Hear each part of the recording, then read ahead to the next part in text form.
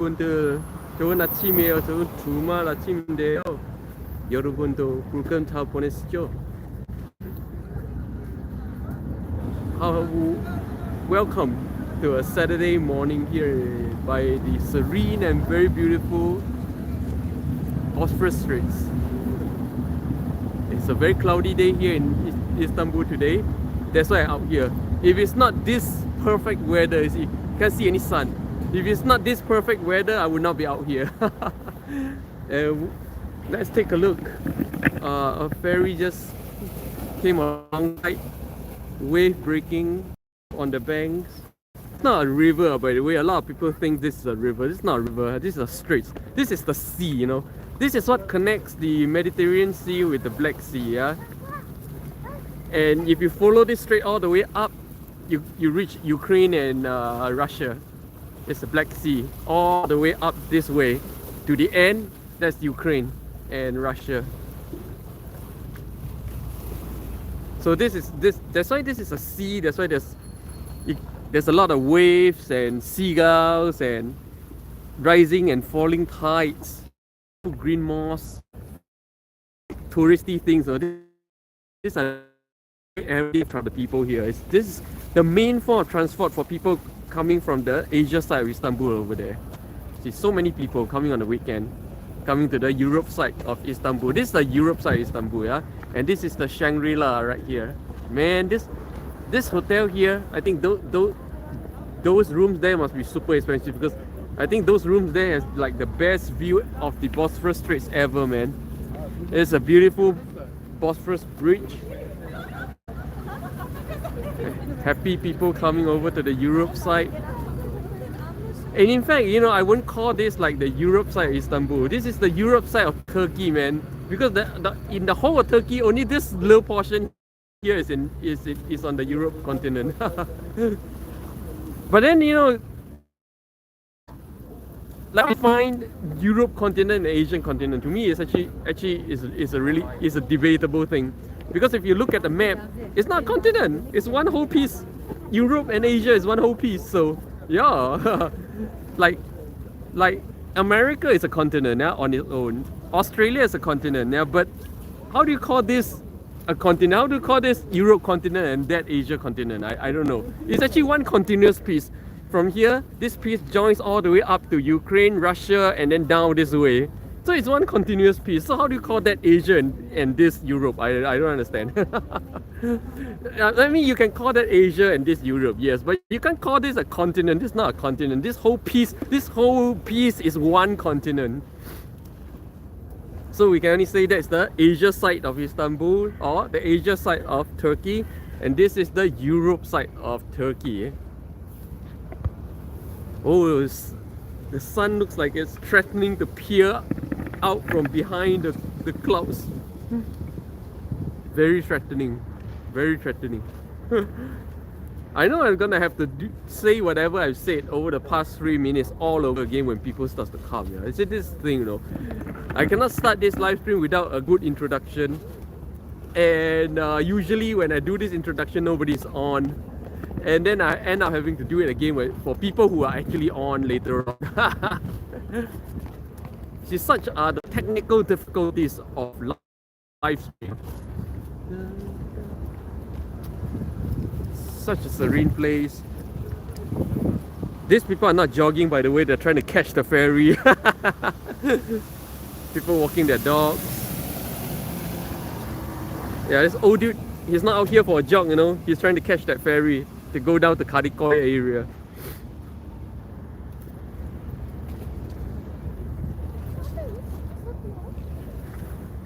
You know, the thing I hate most about like bringing you guys outside seeing is you guys end up not talking anything, and then I don't have the chit chat that I wanted, you know. This is a chit chat program. It's mainly you guys keeping me entertained by chit chatting with me, you know. That when I show you guys places, I end up talking to myself all like 90% of the time. Oh, the sun is out. Damn, okay, get some cover. Ooh, okay. Yeah. Oh man, that was dangerous. That was sudden. Look at the sun. All of a sudden. Now I have this little canopy to protect myself against the sun. Man, What's going on? Good morning, Lin Chao from where's that in Florida? You from Florida? Oh man, you know, just for the first 5 minutes I was showing you guys the beautiful Bosphorus, but suddenly the sun came out, so I had to hide. So the Bosphorus has to wait till the sun goes away again. Oh man, the sun is out with a vengeance. Oh shit, I'm kind of trapped here. Oh damn, this is not good. This is not looking good. Indiana. Right, Lin Chao from Indiana. Good evening. Today I'm showing you guys, bringing you guys on a trip to the beautiful Bosphorus Straits, but because it was a cloudy day, but it was so cloudy and so beautiful day, and the sun had to come out all of a sudden. Right here you can get a little glimpse of the Bosphorus Straits right here, but I'm not gonna walk out there until the sun disappears again. I'm sorry, you guys know I'm a vampire. I don't go out in the sun, not even a little bit. How was a Friday night? Okay, let's take a look from here. You can see. I gave quite an introduction about this place in the first 5 minutes when nobody was on. Oh, Wendy, good morning. I haven't seen you for a long time, Wendy. How are you doing? Wendy from the UK. Oh, I'm trapped here, by the way. I'm trapped within this circle of protection. I draw up a little shadow circle of protection for myself. So I'm kind of trapped here for a bit until the demonic sun goes away again. I'll be trapped in my circle of protection.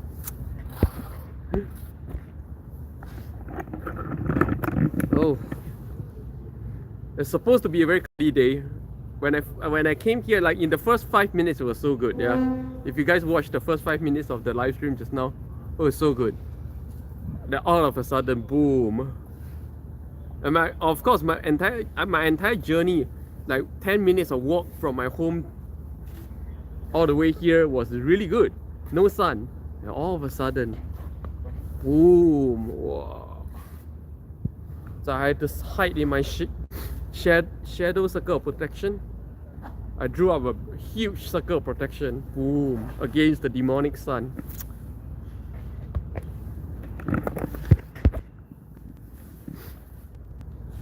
So how was your Friday nights? You guys can see, the Bosphorus Bridge right there, and then the biggest mosque here in Turkey. Here, built by Erdogan, the current dictator wannabe president. Everybody wants to be a dictator these days.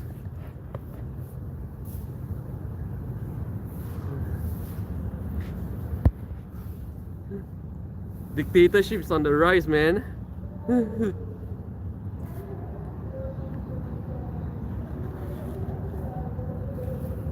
Reminds me of a song. What's that song? Very old song.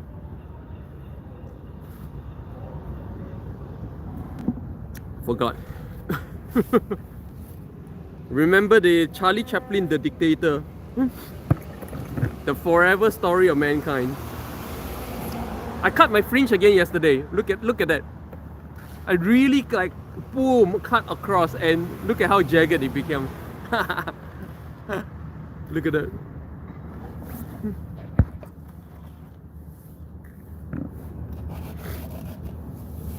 Oh. I'm still trapped, yeah? I'm still trapped in my circle of protection against the demonic sun. Unable to walk out to show you guys the thing I came here to show you guys.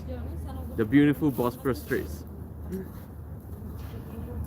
I'm gonna have to wait for the sun to disappear before I can leave my circle of protection.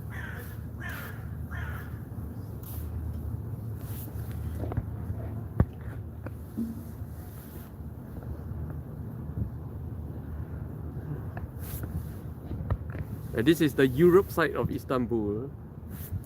See, Istanbul buildings are all like this, you know. This is how Istanbul looked like like how residential areas look like in Istanbul, built along hills like this, just like the Chutek Mall in Korea, the old towns of Korea, it's all built like this, very close, and in fact you can hardly see any high-rise buildings here. Can you guys guess why there is such a lack of high-rise buildings here? Can you guys make a guess why there's such a lack of high-rise buildings here? In fact, you know, this is the Shangri-La, and look at that. The Shangri-La is only 4 stories high. This is very untypical Shangri-La style. Why? Why are there just no high-rise buildings here? Can you guys hazard a guess? See, all the buildings are very short, very closely built together along hills like this. Do you know? Can you guys guess why there's almost no, yeah? Because once in a while, here and there are a couple of high-rise buildings, but it's not common. Why is there such a lack of high-rise building? Any guess? Any guess? You see, you look at the Asia side of Istanbul, which is over there. This is the Europe side. That's the Asia side. You see, look at the Asia side. You don't see any high-rise building either. And it's a city right there. You know, that's not the rural area. That's a city area. No high-rise building at all. Can you guys guess why there is almost no high-rise building here in Istanbul? Because it's near the airport. Nope. Fear attack. Nope. Because Istanbul here is an earthquake zone. It is a very bad earthquake zone. In fact, the last earthquake killed thousands of people. Alright, that's the reason why you don't see a lot of high-rise building. Like only from time to time, you know, like some brave idiots will build high like that, but it's not common. Almost no residential apartments are built high-rise, except for 1 or 2 idiots that I've seen. The earthquake here is real, man. The last earthquake killed thousands of people. It's not even a joke. The last earthquake destroyed a huge part of flattened. Even those houses were flattened. Even so, right now, government is like trying to take down all these old houses and rebuild them into stronger ones. But they really should just follow what Tokyo do. You know, like try to preserve as much of the wooden houses as possible, rather than try to rebuild concrete and steel after every earthquake. Just stick to wood. You know, stick to wood and your problem is solved, you know. Hi Jesse, hello. Oh, I can leave my circle of protection right now. The demonic sun is out. Is away again. Haha. And hey. Wow. And good morning, good night. 좋은 아침이에요. 주말이네요. It is a beautiful weekend here by the Bosphorus Straits of Istanbul. Oh, the sun! I think the sun is threatening to come out. I can feel the radiation on my back. That's the Maiden Tower of Istanbul. And this is the Bosphorus Straits. This is not a river, okay? A lot of people think this is the Bosphorus River. This is a sea, okay? This is a sea strait connecting the Mediterranean all the way to the Black Sea. In fact, if you take a boat all the way up to the end, you reach Ukraine and Russia right there, all the way to the end through the Black Sea. Okay, that's why right now the international community has been asking Turkey to block Russian ships from passing through this area, because if you block the Russian ships from this area, then they are cut off completely from the rest of the world. Yeah, so this is how important and how strategic this Bosphorus Strait here is for Russia and Ukraine, pretty much for the Baltic states. You know, the Black Sea is so important, and Turkey pretty much controls the Black Sea.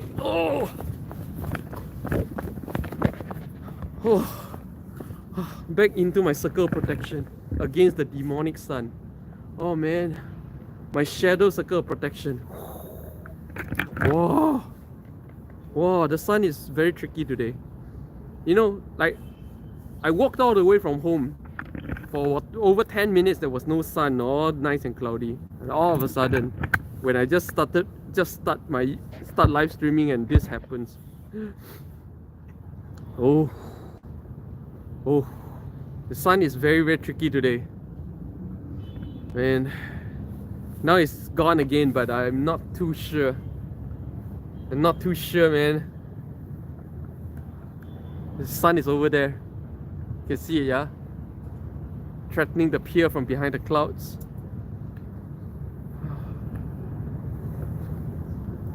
Oh, man. Sun, sun, go away, come again another day. Sun, sun, go away, come again another day. If I can invent something, right, I'm gonna invent one of those things like the vampire apocalypse scenario that blocks out the sun forever, you know? Oh, create a thick atmosphere, block out the sun forever. If I can invest in one thing, that will be it, man. That will be it. Oh, another ferry's coming alongside. See, look at that. No, these ferries here are not sightseeing, touristy things, okay? These are real transportations for people coming from the Asia side to the Europe side. It's the best form of transportation. 1 minute.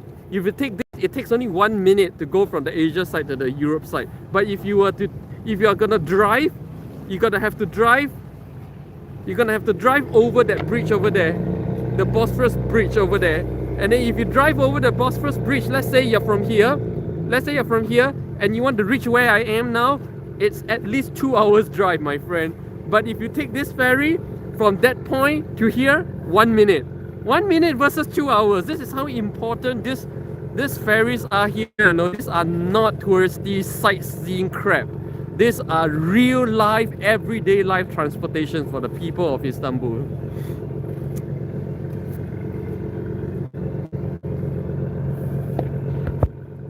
Hey, good morning, Liana. Oh, I haven't seen you for a couple of days. Ling Chao. Oh, I take that sun. Oh, you can keep the sun, man. You can keep it in your pocket where it's safe from me. Away from me, please. Go, go. Oh, I think the sun is threatening. I can literally feel the UV punching through. I can feel the UV punching through right now. You know, I can feel the UV before I see the sunlight. Yeah, I have evolved to that stage of being a vampire. You know that I don't need to see the sun to know the threat of the sun. I can feel the UV before the sun even appears. Oh, Liana, thanks for the £5 tip. Liana, thanks for buying me coffee. Oh man, haven't seen you for a couple of days, and the first thing you do is buy me coffee. Really appreciate it. I'm gonna grab that coffee. Okay, in maybe 15 minutes time, I walk over and get the coffee. Okay, so this money don't go into my pocket. I put this money immediately into making of this live stream. Right, thanks a lot, Liana. Always appreciate it, man. Liana buys me coffee very often, by the way. If you guys want to buy me a coffee, you can go to the comment section and click on the little S button, right? Even $1 here in Istanbul is huge these days, okay? Oh man, and for those of you who just joined my live stream, welcome. And if you're wondering what the hell is going on, it was supposed to be a nice cloudy day, so I'm out here showing you guys the beautiful Bosphorus Straits, but boom, the sun started coming out periodically all of a sudden, and now I'm kind of stuck within my shadow circle of protection. Okay, let's take a look again. There's the ferry pulling off, and the Navy slipping off. Oh, it's a water jet propulsion. Interesting, water jet propulsion. Very serene, yeah? If you love the sun, you love it out here. 100%. The Bosphorus Straits. To me, the most beautiful place in Istanbul. To me, the only place in Istanbul worth visiting is right here. The Bosphorus Straits.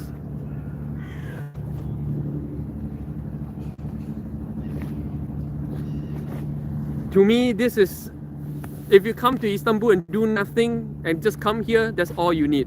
To me, you don't need to go to the Grand Bazaar, you don't need to go to the Hagia Sophia. I've not been to either. You don't need to go to the Sultan Ahmad and the biggest mosque in Istanbul, all this stuff. You just have to be here and you're done. This is Istanbul. To me, Istanbul is all about this Bosphorus Straits. All the stories of Istanbul happens around these straits. All the history, all the stories happen right here. From the straits going into the Golden Horn, you can see a little bit of the Golden.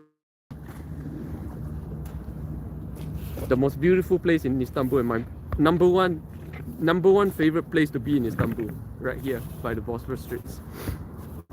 And of course, because of the water, it gets so much energy. It gets so much good energy. Water gives you good energy, not because they give you good energy, but basically because it's a flowing media that carries away bad energy. Yeah. So it doesn't, like, water don't really give you good energy, but it carries away bad energy.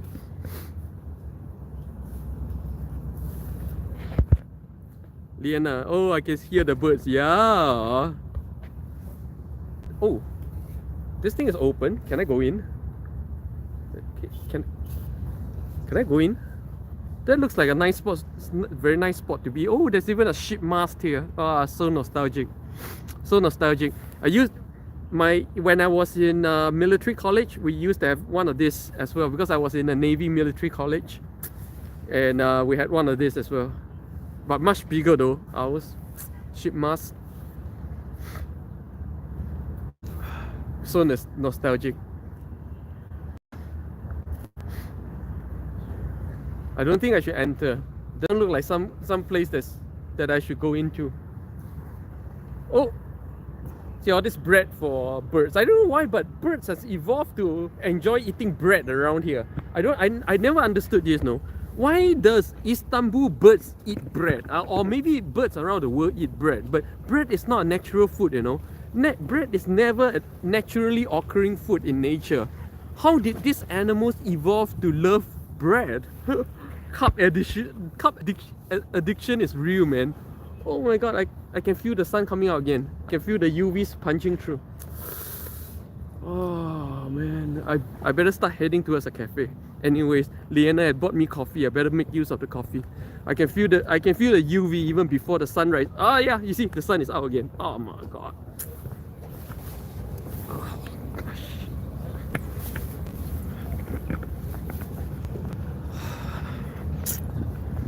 와 진짜 귀찮아 죽겠어. 왜 이런 건가? 진짜 귀찮아 죽겠어. 햇빛. 아유.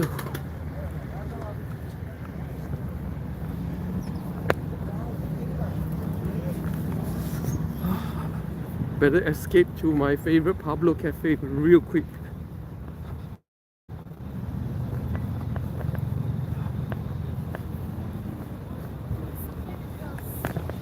You guys take a last look at the Bosphorus Straits.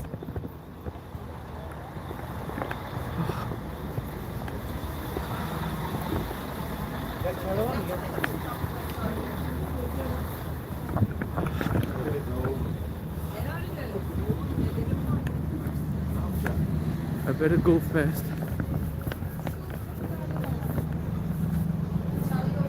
Yeah guys, one last look at the Bosphorus Straits before I hit the cafes. Oh, this is the ferry terminal right here.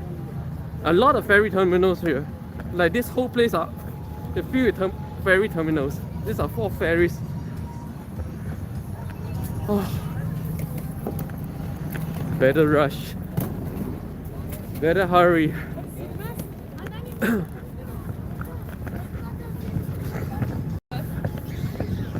Pablo, my favorite cafe by the Bosphorus Straits. Better hurry before the sun comes up again. Better hurry. The demonic sun is real, man. The sun is the very embodiment of Satan himself, a ball of fire and hell.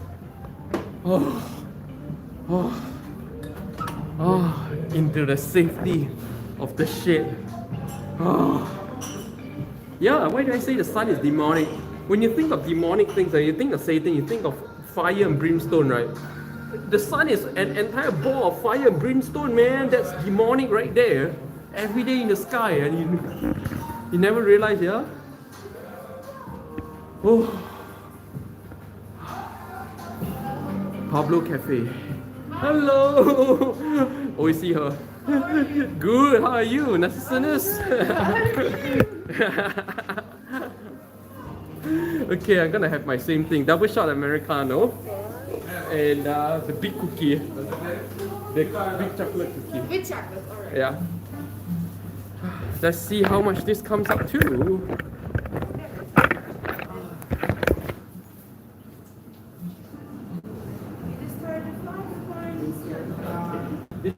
Because when I come during weekdays, there's another team.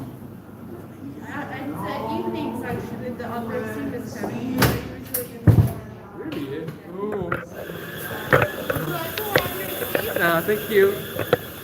So that was 35 lira.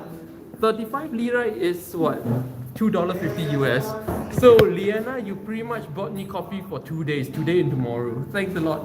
Thanks a lot, Liana. And in case you guys wondering what the hell is up with my hair, I cut my fringe again yesterday. So look at how it was. Yeah. I'm an aspiring hairdresser, aspiring hairstylist. And you see, my camera is so crappy. I'm gonna look for a better place to set up. Whew.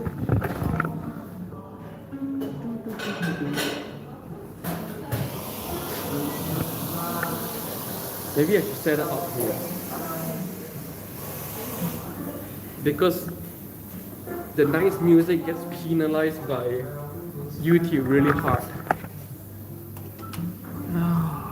Let's see, I should do it up here. Yep, I should do this. I should take this seat. Okay, this seat looks good. Self-service out here though, so we're gonna have to go get it.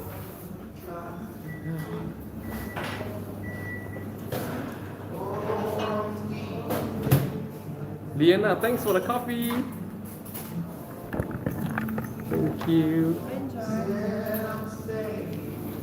Okay, this is gonna be a tricky one.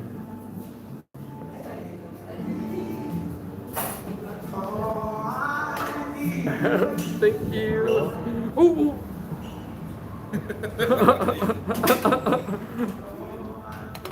Okay, thank you. The people here are so kind. Open the door for me. Okay, at last, settle down. Can't really see the background, huh? This camera is very crappy. It's very light sensitive.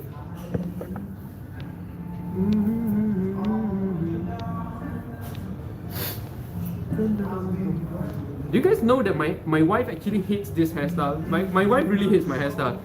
She keeps telling me, show your forehead, you gotta show your forehead, you know? Like you're a grown man, you gotta show your forehead. But this is my style, you know? My wife 100% hates this style. Liana, here the girls love fish and chips. What? Oh, but fish and chips is normal. Why? Because fish is fish. Girls should eat fish, right? But the girls here eat bread, you know. Isn't that like a twist of nature? Liana, they love to steal from people. Yeah. The girls here, they steal from cats and dogs. Because people leave food for cats and dogs, right? They steal from the cats and dogs. And they literally look at the food and then they do this. You know? They don't just fly and eat the cat and dog food, no. They will fly near and then they'll do this. And then when the cat comes, they'll fly away. Oh, look at, I completely destroyed my fringe. Higher this side and lower this side. I should cut again, like a little bit more like this, yeah. I prefer the moon to the sun, yeah, same. With children of Kirsten, the pack of the hunt.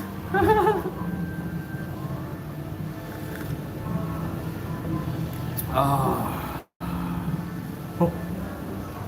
This is actually not that cold here. It's about 6-7 degrees Celsius. But look at it.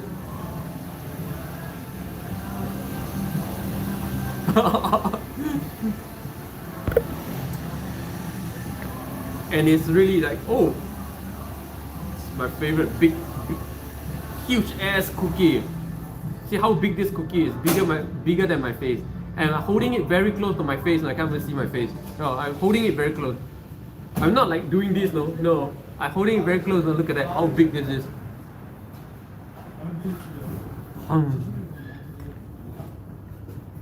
And once again, thanks a lot, Liana, for buying me my coffee of the day for today and tomorrow.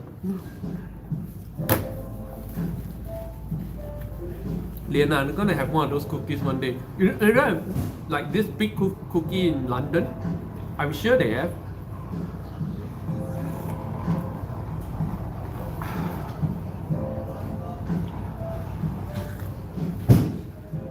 Oh, London.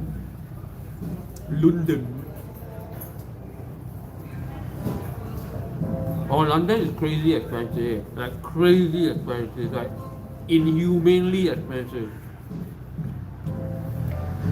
If you can survive in London, you'll live like a queen here in Turkey. If you can get by, like scrape by in London, you'll live like a queen here in Turkey.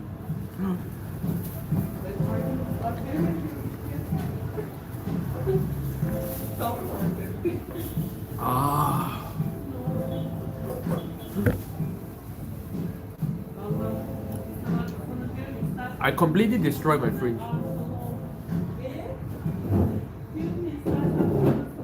Like this side is lower than this side, yeah? I'm gonna have to like level it out a little bit later on today.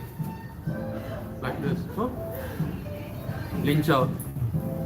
My daughter had to make chocolate chip cookies for class project today. Oh, nice! So you're gonna have chocolate chip cookie with me today. Liana, I'll be queen of the stray cats.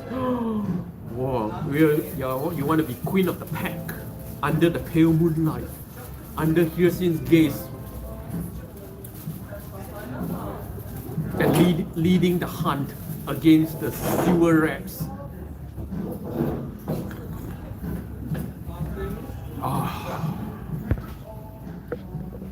For those of you who just joined my live stream, for the first half an hour of this live stream, I show you guys the beautiful Bosphorus Straits, which is just right here. That's the Bosphorus Straits of Istanbul. There. But the sun decided to screw around with me, so I have to take shelter from the demonic sun. In case you guys wondering why I always call the sun demonic, it's very simple. When you think of Satan and hell, what do you think about? Fire. And there is a whole ball of fire in the sky, and that doesn't make you think of Satan. The sun is demonic, my friends. I stay away from the sun. I need my circle of protection, my shadowy circle of protection. Liana, I wish we made cookies at school when I was a kid. I don't know. We didn't make cookies either.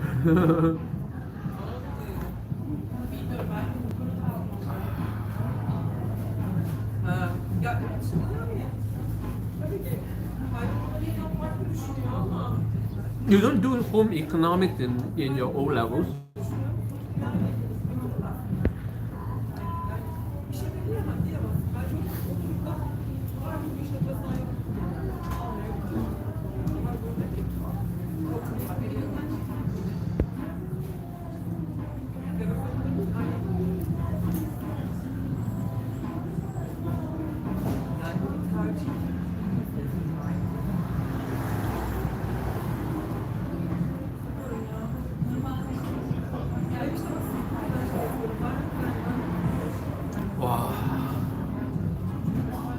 You know, a hot coffee in the cold weather, it's not that cold, honestly, but it's the best feeling ever.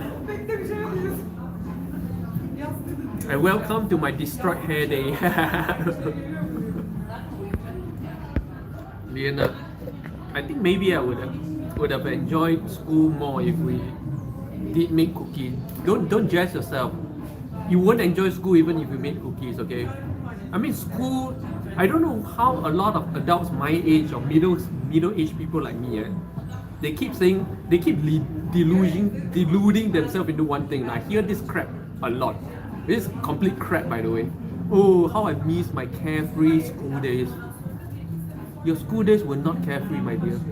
Your school days were torturous, forced to wake up early in the morning, every day to do the very thing you hate to do, to cram knowledge that are pretty much useless down the road, and then be tested every other week on your knowledge, and when you don't make certain grades, you get judged, you get scolded, sometimes beaten, huh? And you tell me that's carefree. School days, I hate my school days. Okay, this is the best time of my life. Like, this is par none the best time of my life. Okay, do not delude yourself into thinking that your school days were the time of your life. Do not do that, because you only forgot the pain. Huh? You forgot the pain. That's all. I never forgot. Din Chow, I hated school. My daughters loved it. I love school up to a certain grade. I love school up to a certain grade. Like, I love my elementary school, to be honest. But up to elementary school, after that, I love my elementary school days for sure. I think your carefree days really pretty much ends at elementary school, to be honest. Or if you're from the UK primary school.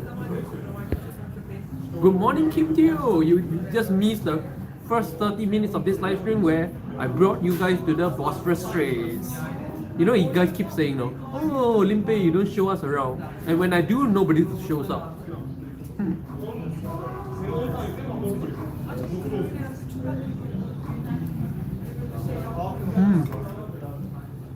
So after 30 minutes of touring the Bosphorus Straits and explaining a lot of history and purpose and significance of the Bosphorus Straits, here I am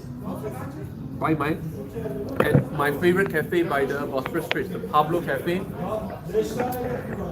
And thanks to Liana for buying me coffee. I know my hair looks like crap. I just cut my own hair yesterday and it's up and down and left and right. Liana, I only enjoy preschool and kindergarten. Yeah, exactly. Oh, you hated your elementary school? Yeah, to me primary school it was okay. My primary school days were okay. Primary school days I was a natural. I didn't give a crap. I don't give a damn about tests and exams, so I naturally just do well. I never studied for tests and exams, and I naturally do well. And the thing is this, I continue not to want to study for tests and exams into my middle or secondary school. Yeah. And then that's when a lot of problems start. Oh, I really hated it. You know how, like, middle-aged adults, typically middle-aged people, delude themselves into thinking that school days were the best days of their life. That's a delusion, my friend. You forgot the pain because it's too long ago.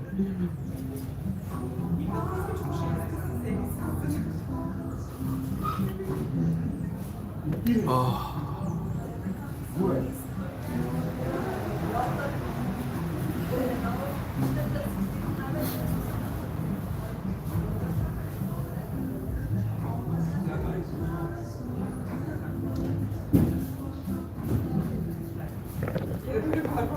The Bosphorus Straits over there, just like 10 steps away, but I'm not going there.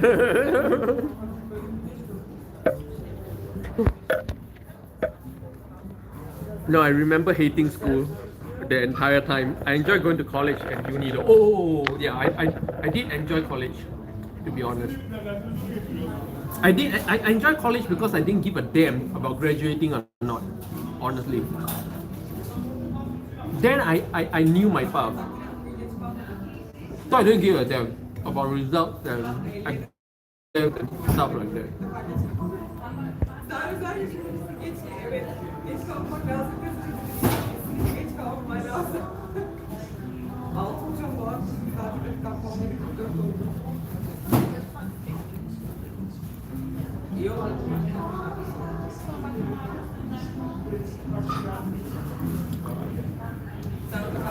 In fact, right now, right, I'm half contemplating doing a law degree here.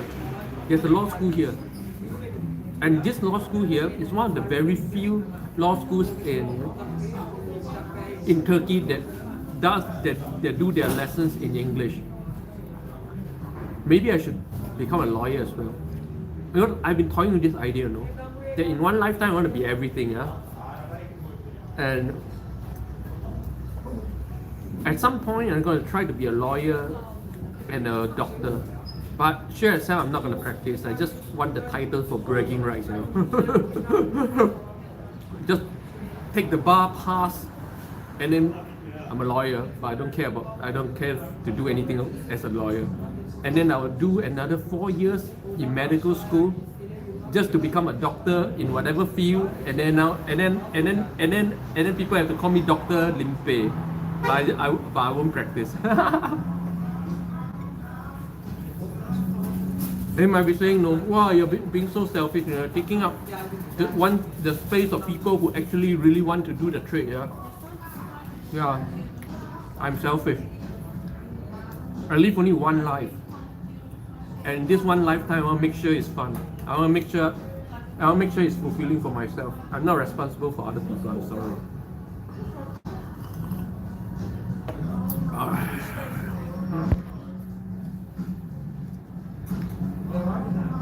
Ling Zhao, I think good teachers make a difference. I know. I don't know any good teachers. Lian, everyone should be selfish when it comes to studying. You know, the thing is, once you reach a certain age, yeah, you can pretty much study anything, regardless of your grade. No, that's the good thing about being old. Universities will take you in when you're as old as me. They will take you in without entry exams and all that nonsense. You just meet certain very minimal requirements and boom, you're in. Yeah. And then sometimes I'm just wondering, though, why don't everybody postpone all your dreams to your middle age time where everything becomes so easily accessible? Everything is laughingly accessible by the time you reach my age. Things which you fought for years as a teenager and a young adult, right? You get it at a snap when you're in your middle age. You get it effortlessly in your middle age. Life is unfair. Not life is unfair. This system is kind of weird. This system is man-made. This system is not life. It's kind of, this man-made system is kind of weird. But then by the time you reach my age, you feel like a god. You know, pretty much can do anything. You want to be a doctor? Go. You know, you don't have to fight so hard for admission. You don't have to fight so hard to get one seat. You want to be a lawyer? Go. You know, you don't have to fight hard for anything. You know, it's just Ling Zhao, haha, my husband and I both didn't like school and we both became teachers. Oh, then I'm going to say good things about teachers. Yes, good teachers make a difference, like huge difference. But you know, honestly, the thing is, I've never met like a good teacher, so I don't know what a good teacher and his impact is like in someone's life. But I met, you know, in my life, this is another story. It's a story I've never told before. Okay, I met a pervert teacher in my middle school. That teacher I sent to jail. Yeah? I was a victim of child molestation by a male teacher. Okay, when I was in my middle school. This story I never told anyone. Not even my wife knows this story. Okay, so when I was in my middle school, like first year of my middle school, or secondary one in the UK system.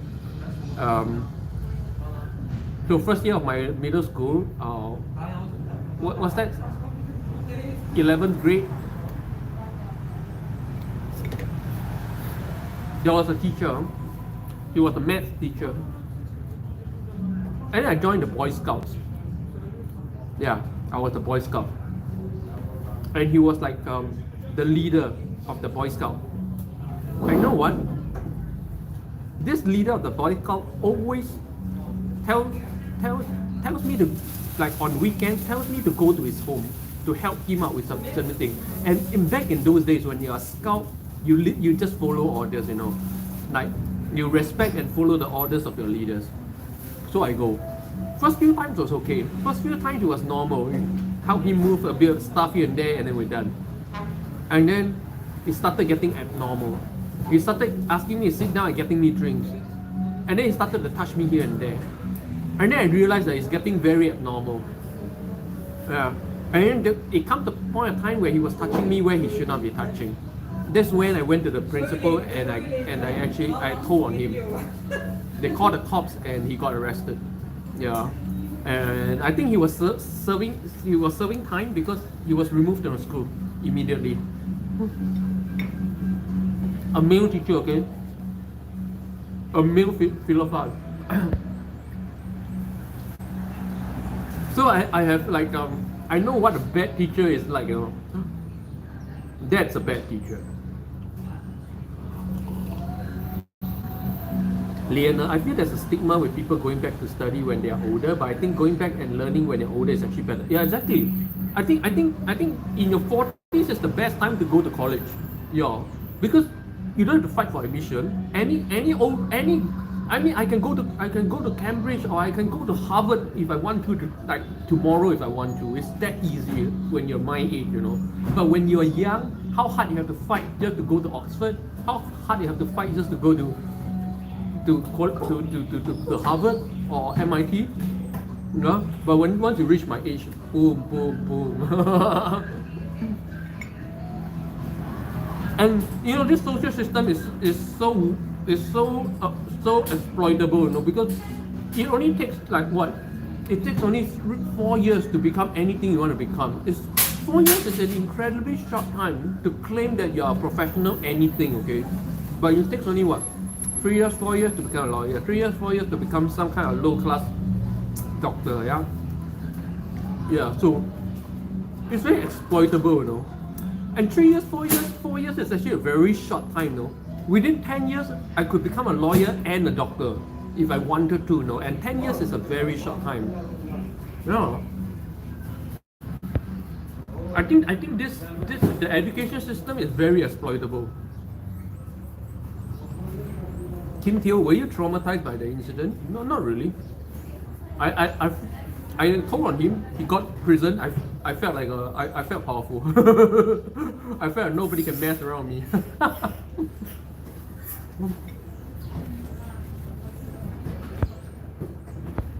You mess around me, I'll fight back, and your life is ruined. You know. So I'm actually quite proud of myself. I'm not traumatized in the least bit.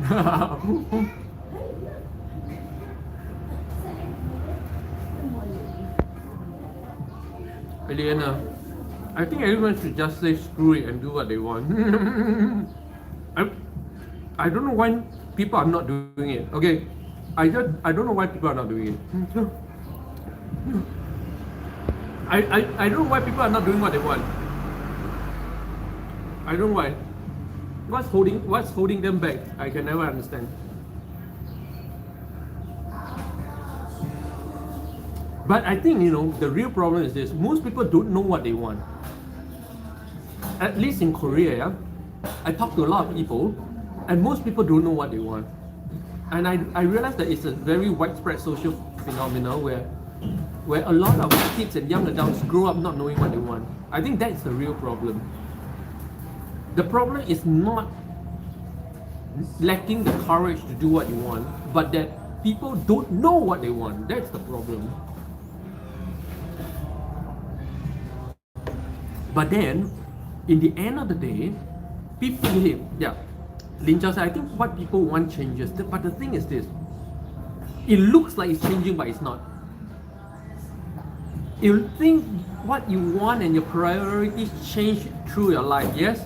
But I'm telling you, it's not.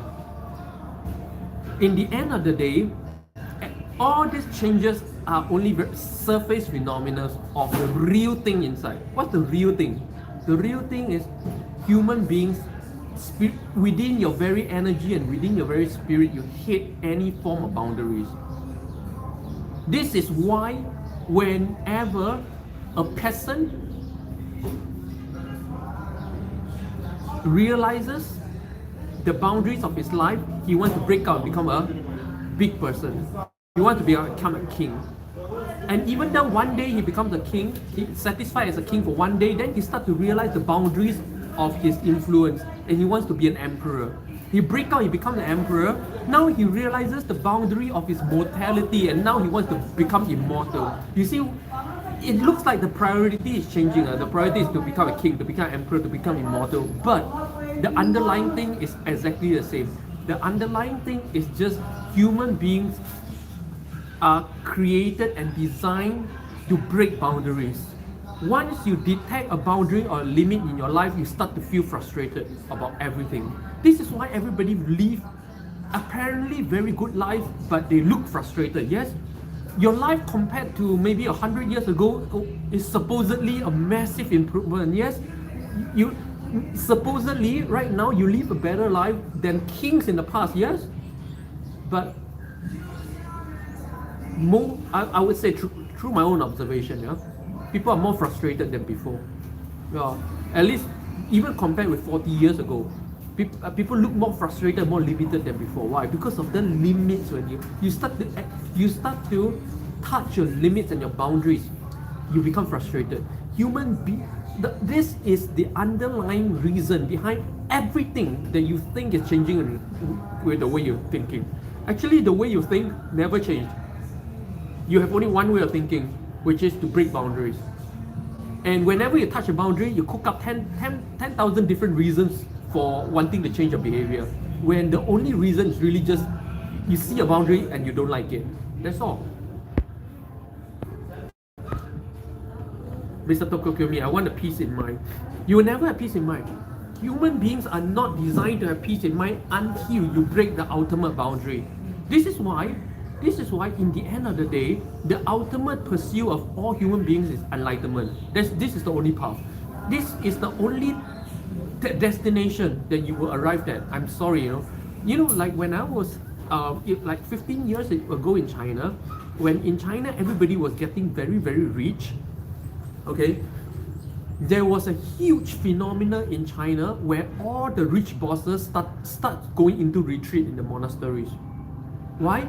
They start to see the limits of their wealth and power, and they want that right now. So in the end of the day, all your pursuits, in the end of the day, I'm telling you guys, like right here, right now, so that you reach the destination, like right here, right now, which is what, ultimately everything you're pursuing, ultimately is enlightenment.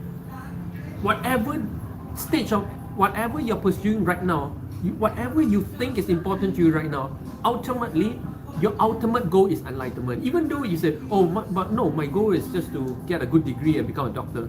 After you become a doctor, you start to feel the boundaries of becoming a normal doctor. You want to break out, you want to be a warden, you want to be a owner of a hospital. After that, you feel the boundaries of your power and wealth. You want to be a politician. After you become a politician, you see the boundary of a power. You want to take over the world, like Putin is doing right now. And then one day, when you become like the Qin emperor of China, when you have everything, you want to become God.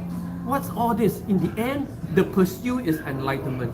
Until you achieve enlightenment, there is no peace of mind. This is the reality of the state of human existence. Is until you attain enlightenment, there will never be a peace of mind, because you will always touch boundaries, you will always be frustrated with boundaries.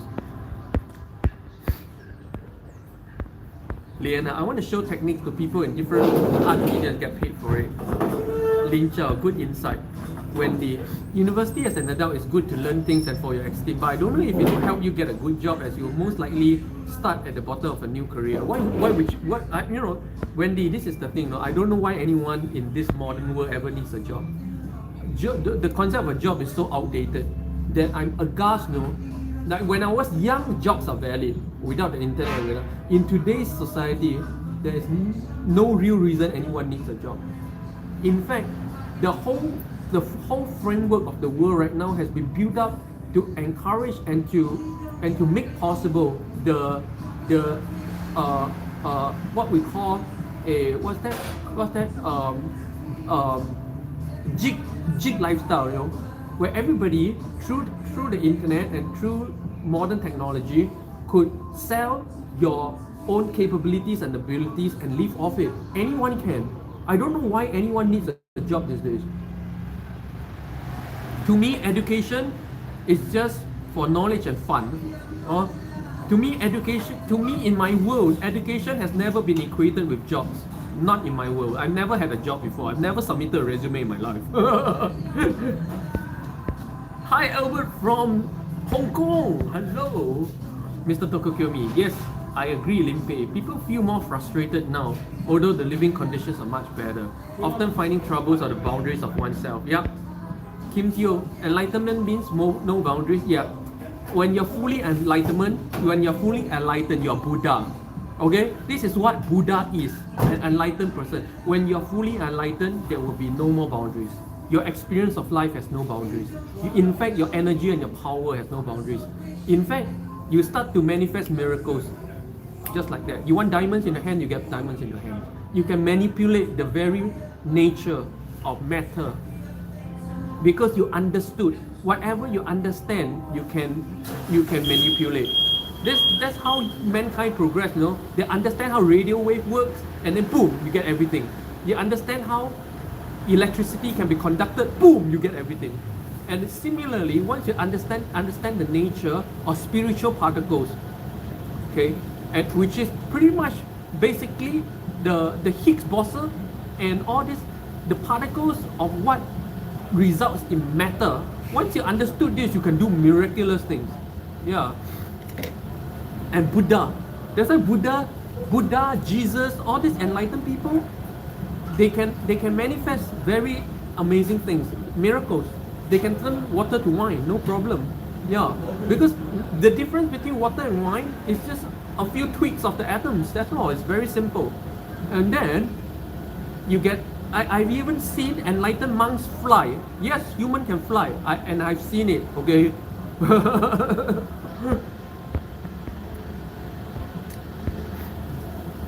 And Albert, what about being enlightened but come back for the sake of experience and joy? Yes, that's valid. That's what a lot of Bodhisattvas are like about pusa. Most pusas, they voluntarily come back to enjoy and to interact with the world beyond their enlightened existence. But of course, if you want to get to that point, there's many different stages of enlightenment as well. But of course, this is too deep to go into it. Mr. Tokokyomi, enlightenment is to eat cookies and become cookie monster. Yes. Yeah. Enlightenment is anything and everything. Enlightenment is no limit. That's why a lot of people say, oh, I'm enlightened, so I can only sit at home and eat vegetables. Oh, I'm enlightened, I cannot watch TV. I'm enlightened, I cannot play video games. That kind of people, they are on the other side of being not enlightened. They are less than the normal people. They are not just unenlightened.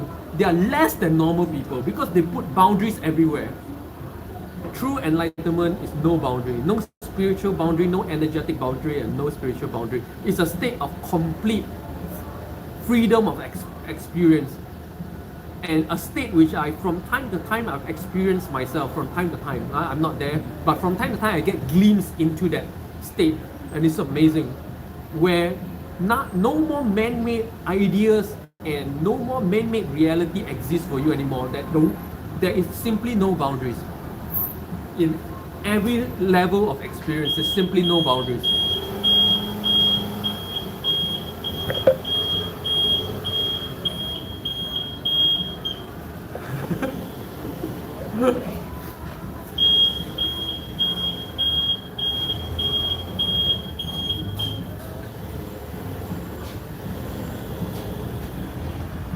No more.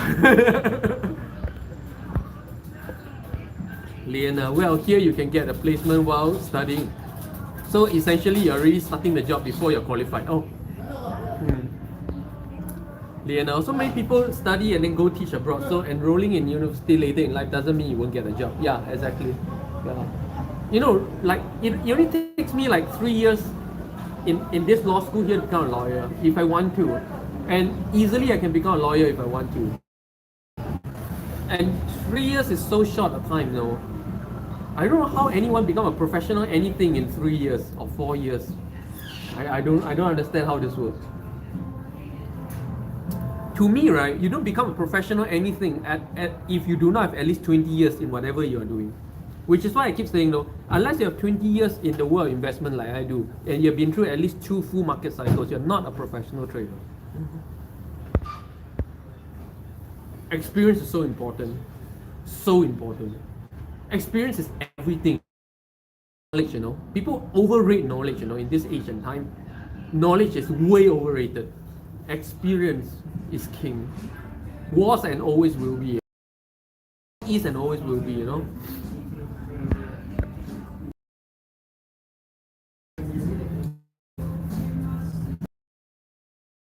That's why, you know, like in Buddhism, right? There's this Qigong, this monk, Qigong monk. Qigong monk is he's a crazy monk. Yeah, I've been to his temple, you know, in Hangzhou, in China. Qigong monk is the embodiment of what it means to be enlightened.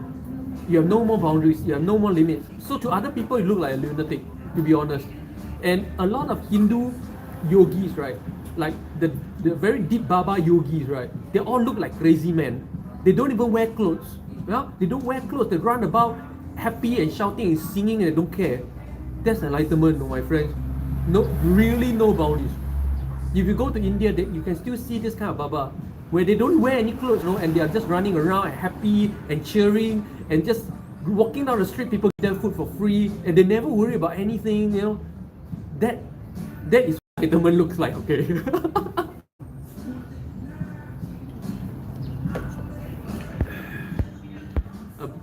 Albert, but ability to leverage experience is vital. I guess when you have the experience, you will be able to you will know what to do with it. Yeah. Mr. Toko kill me. The Baba cannot come to Singapore. Oh yeah. The Baba won't last 5 minutes in Singapore. Won't last 1 minute in the airport. Toko kill me. Will straight away be caught by police. Exactly. The Baba won't last 1 minute in the airport. Albert, we simply don't have time to cover all arrays of experience, but perhaps use certain fundamental ones for. I disagree with that, no? You have all the time in the world. You just have to understand that, in fact, time itself is unlimited. Most people live within the limits and bounds of time. That's an illusion. The fact that you feel like you don't have time for all the arrays of experience is exactly the problem. Time is an illusion. We have all unlimited time. As long as that's why I keep saying, what is the meaning of eternity? Eternity is the goal of every religion and every spiritual teaching, but eternity has been misunderstood and therefore resulting in an entirely wrong religion, what they call Christianity. I'm sorry to say this. Why? Because Jesus was correct. Believe in me, you get eternal life. But people who wrote the Bible after Jesus misunderstood the concept of eternity. They think and still think, and most people still think that eternity is infinite time. So in order to gain more time for experience, you need to gain eternity so you gain more time. Sorry, that is completely wrong. In my own experience, I have experienced eternity more than once. Eternity is not infinite time. Eternity is no time. Eternity is taking time away from the equation altogether. That is the realm of enlightenment. And therefore, Jesus has always been talking about enlightenment, not some unlimited time and life. No. But the complete removal of time from your experience of life. Once you can do that, you have a complete paradigm shift about everything and how everything looks like and how everything works around you. Yes, it's a huge paradigm shift. You are no longer bounded by time. Once you remove time, time don't exist for you anymore. It's just the now and present, and this is eternity. You never die off. It is infinite existence, but it is something that cannot be explained by words. You have to experience it. The good news is you can experience it. It's not hard to experience it. Kim Teo, a thin line between enlightenment and lunatic. See, in the end of the day, Kim Teo, that what you said is the problem. Labels is the problem. Labels is what brings you away from enlightenment and from attainment. When you label something as enlightenment or lunatic, no, there is no such label. Once you are truly enlightened, there is no labels. It is just the way it is. Just imagine right now, if you're living in a place with no rule, no law, and no one to judge you, how would you behave and how would you? That's all there is. When you remove all these man-made things, how would you behave? How would you live your life? How would you perceive life? Try to imagine that you are now living in a world when there's nobody there to judge you, there's no man-made rules to follow, nothing man-made, you're just a pure existence in an unlimited world. How would you live your life? How would you perceive life? Imagine it. You know? There is no fine line between enlightenment and lunacy. Everything is just ease. There is a thin line, or there is a difference only in the eye of unenlightened people. In the eye of enlightened people, there is me and there is you. But in the eyes of truly enlightened people, there is no you and me. There is only us. There is no here or there. There is only the place. There is no past and present. There is only now. Experience of an enlightened state. I would not label a person as an enlightened person, but I would much prefer to describe it as a person living in an enlightened state. And once you understand it this way, you start to understand that this is a state, not a becoming, and therefore anyone can attain or experience this state, because you don't have to become something, which Christianity now, Christians criticizing Buddhism like is going astray because of this, because they put a target of becoming Buddha. The target of becoming Buddha itself is the problem, because you are labeling the very thing that should not be labeled.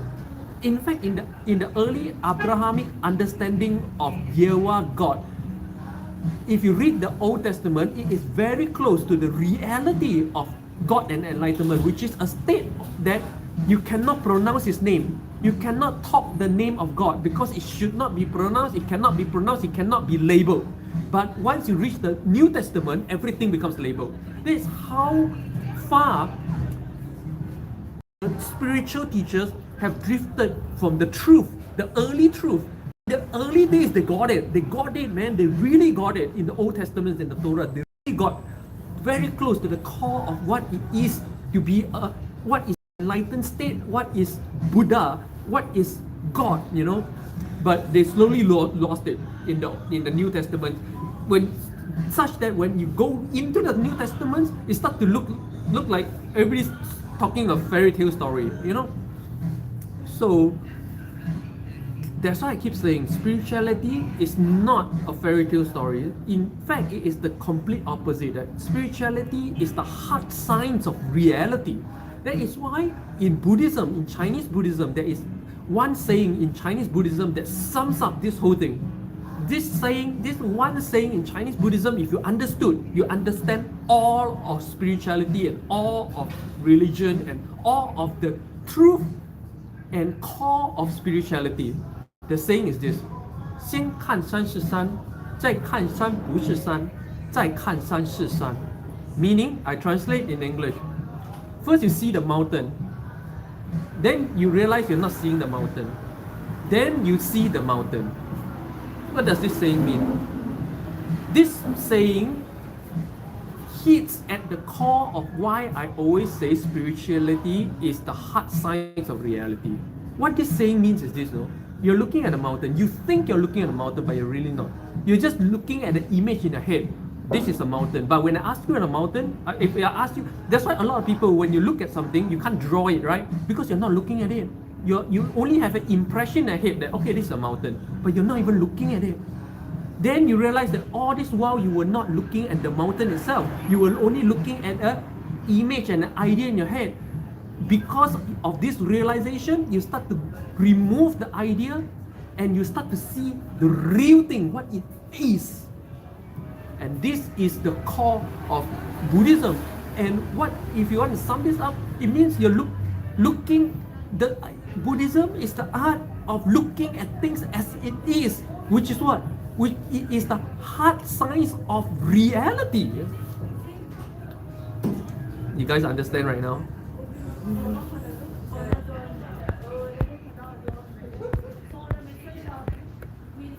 Albert, thus the idea of time as a construct is no longer necessary. Exactly. Time is an idea. It's a construct to make sense of the things that we have constructed a lot of things upon the idea of time. And the idea of time has not existed since forever, you know. The ancient societies did not construct their societies and the order of the societies based upon the idea of time. Okay? It's based upon, you know, where the sun is, what the weather is, but not upon the time as we know it today. Time that we know it today, everybody builds ideas and institutions upon that idea and therefore forms the world around you. This world is not the real world. And it's not the necessary world, neither is it the compulsory world. Huh? Liana, I can't imagine how I would live life because I will be using the brain I have now that lives how I have already experienced life. I don't understand what that means. Kim Teo, wow, today's sharing is good. Should I pass the offering back around?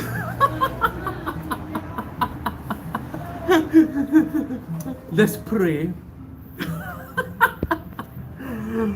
I'm sorry, I like to crack this kind of joke. I have no limits when it comes to this kind of thing, okay? Because I look at only the reality of things. I don't care about the ideas. Albert, but giving labels perhaps makes things easier to understand. Yeah, exactly. That's why in all of religion today, everything is labeled. It's for like an entry level. But once you reach a further intermediate level in whatever the religion you are in, is the same. I saw the same thing. Is you start to have to get rid of all the labels in order to go further. Yeah. So you're right. You know, is maybe labels is a way of like trying to get you into it, trying to help you gain a very fundamental, rudimental but fundamentally wrong idea about what it is, so that you explore deeper and remove these things. Liana, why are some Buddha statues fat? You know, yeah, once you become Buddha, it doesn't matter. It doesn't matter if you're fat or skinny anymore. It doesn't matter if you're ugly or handsome anymore. It's no limits. Anything goes. If you want to be a Buddha with horns, you can. If you want to be a Buddha with wings, you can. If you want to be a big fat old drunken man, you can. Hey, Liana, don't be surprised. There is charm in being a big fat drunken man.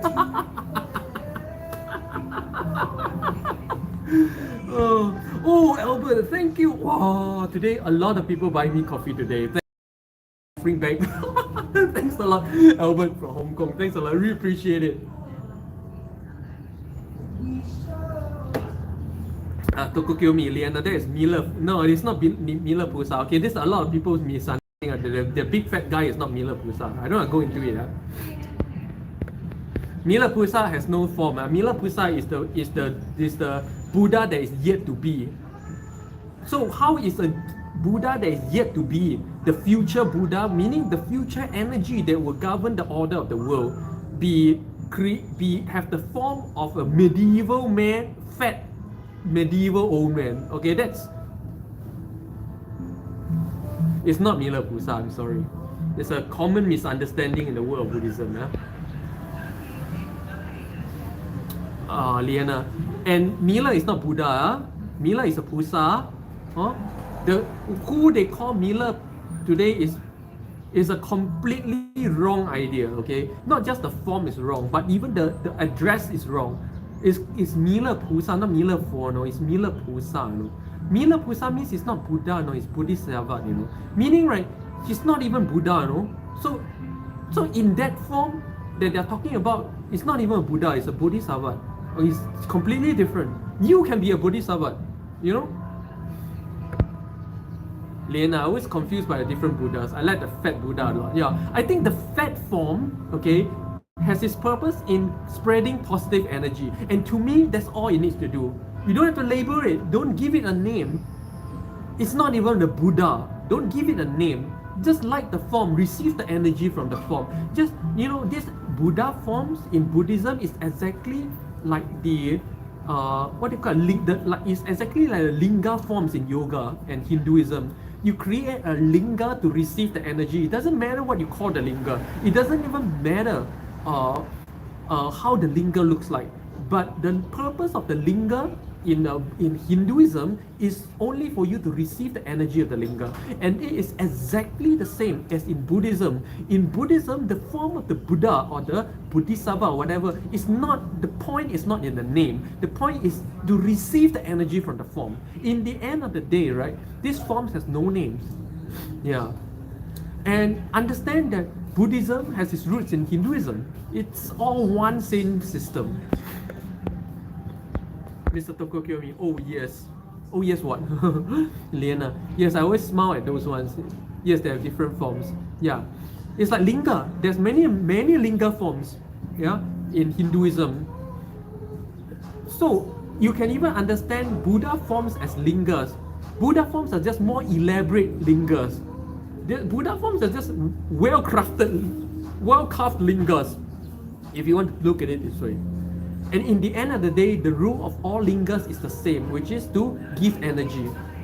It's for you to receive the energy that you need. You don't have to label it, you don't have to worship it. You just have to receive the energy. They don't need your worship. They don't need you to do things for them. You just have to receive the energy. Of course, in Hinduism, they do perform rituals on lingas to maintain the lingas. Yes, some lingas need, the energy needs to be maintained through certain puja. This is true.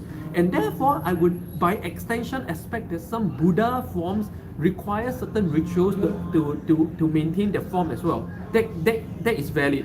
But I do not think that it is something you should put at home and offer incense every day. It's not that. It's not that.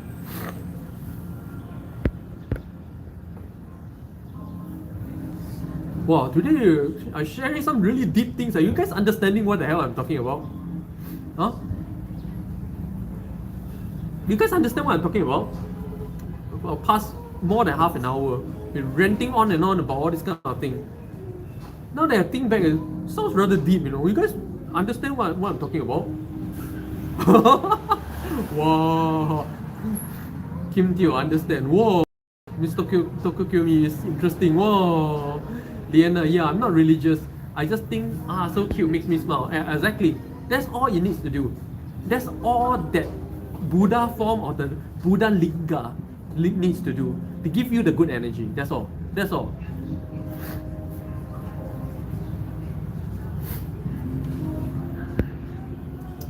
Wow, I'm sharing some really deep religious things here. Huh? Very, very controversial. This kind of things will get me arrested overnight in Singapore.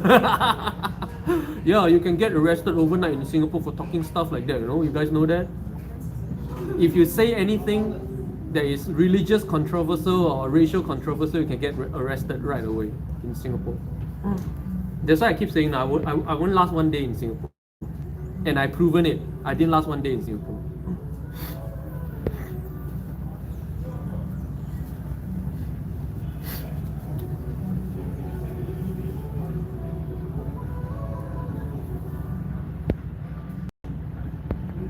Liana, oh, that's insane. Yeah, yes. The weird thing is the population thing is correct. It's the right thing to do. That's the worst thing. That is, such actions are supported by the population, by the people. Yeah, so it's weird to me. It's too weird that the people sanction such actions. You know, it's very weird. Liana, yeah, I'll get arrested if you. A lot of my friends, they say they won't last one day in Singapore. You can get arrested for 10 million other things, man. It's just beginning to scratch the surface.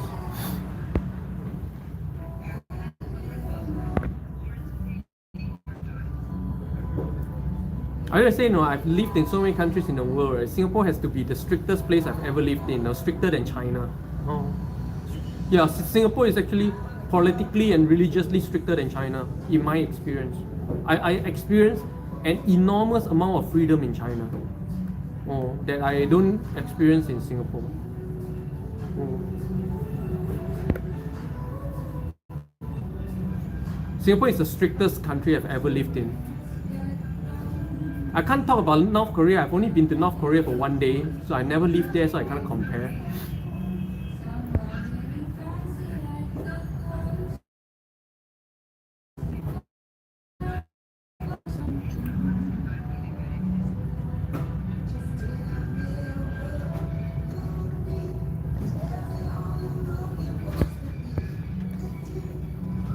In China land of hotties, a lot of Singaporean men fall down the pit and get devoured by the flames of hell. They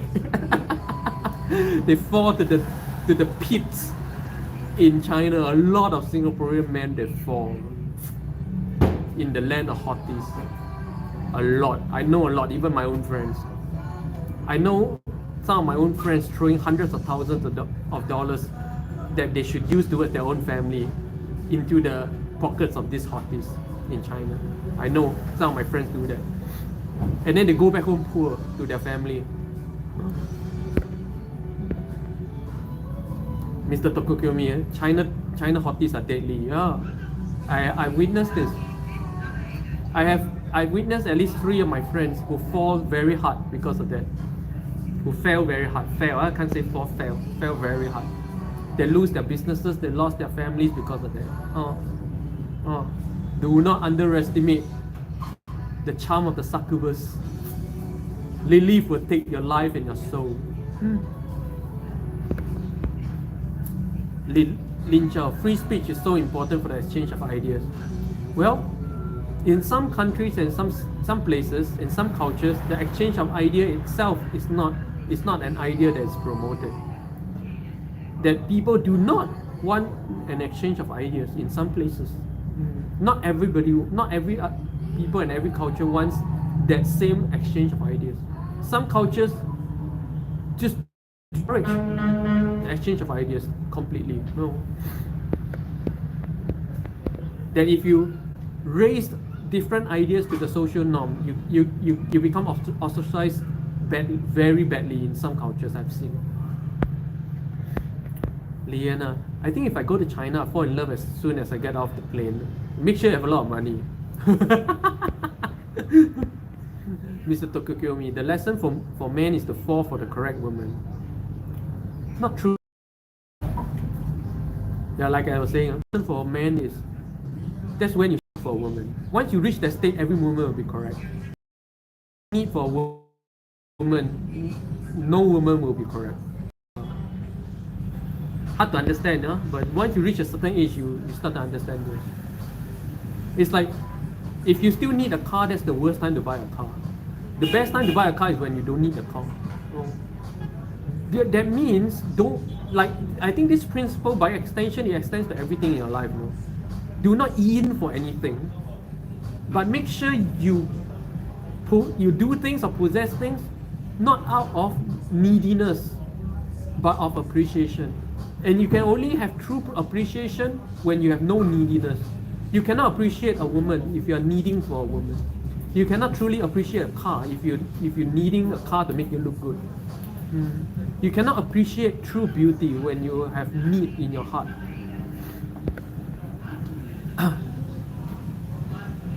Liana, many men don't learn that lesson, Mr. Tokokyomi. Oh, we touched some really super deep things today. Should we just end it here? I think we're going down the pits here, no? Huh? I'm not that serious person, no? I'm far from a serious person. In fact, I'm more like a lunatic.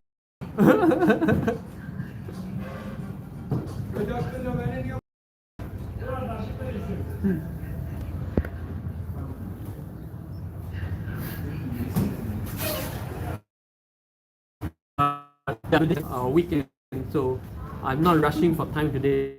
That's why hours so far. Like weekdays I can only do 1 hour because of 1 hour earlier. Like weekends I can afford to. And what's making me want to throw up?